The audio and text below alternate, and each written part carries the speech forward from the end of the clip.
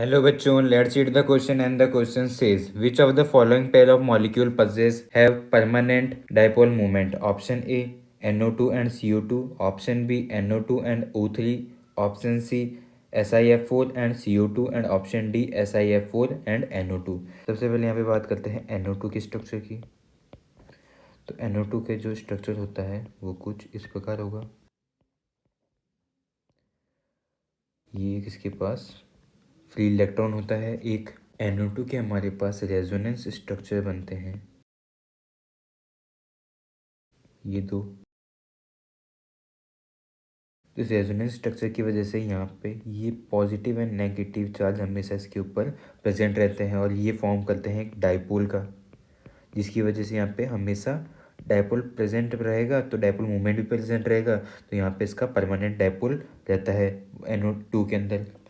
CO2 की बात करते हैं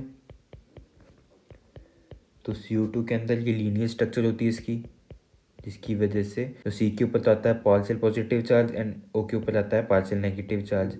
हमें पता है कि जो डाइपोल मोमेंट की डायरेक्शन होती है वो पॉजिटिव से नेगेटिव की साइड होती है, तो ये जो दोनों डाइपोल वेक्टर हैं वो हैं 180 डिग्री पे, तो इनका जो नेट रिजल्ट आता है वो आता है 0, तो इसका परमानेंट डाइपोल मोमेंट नहीं होता है।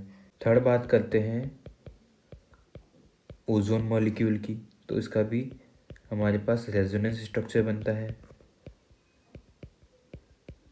जहाँ पे यहाँ प्लस एंड नेगेटिव, तो इसके अंदर भी एक डाइपोल क्रिएट होता है सेम एज NO2,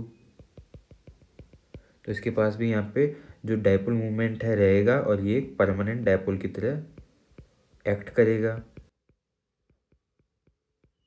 इसके बाद बात करते हैं हम फोर्थ पे SiF4 की।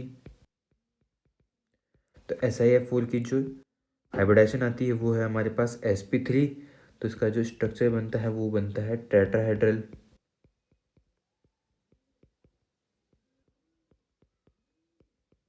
इसमें क्या है कि एक सिमेट्रिकल मॉलिक्यूल है, तो जितने भी डाइपोल वेक्टर हमारे पास आते हैं वो सारे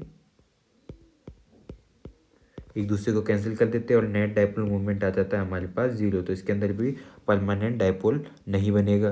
डाइपोल परमानेंट डाइपोल किसके किसके अंदर है, वो है हमारा एक तो NO2 के अंदर एंड एक है O3 के अंदर। NO2 एंड O3 के अंदर ही हमारे पास परमानेंट डाइपोल है। CO2 में नहीं होगा एंड SiF4 में नहीं होगा।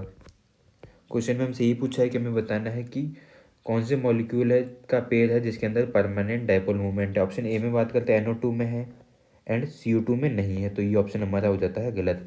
बी में बात करते हैं NO2 में भी है एंड O3 में भी है, तो ये ऑप्शन हो जाता है हमारा सही।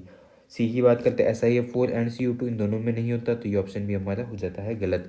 ऑप्शन डी की बात करते हैं SiF4, तो SiF4 में नहीं होगा डाइपोल मूवमेंट एंड NO2 की बात करते हैं तो इसके अंदर डाइपोल मूवमेंट होता है परमानेंट, तो ये तो सही हो जाएगा, बट दोनों का साथ में नहीं है, तो ये ऑप्शन भी हमारा गलत हो जाएगा। करेक्ट आंसर है हमारा ऑप्शन बी, जिसके अंदर दोनों पेयर के अंदर परमानेंट डाइपोल मूवमेंट है। Hope and sturdy 12 all the best.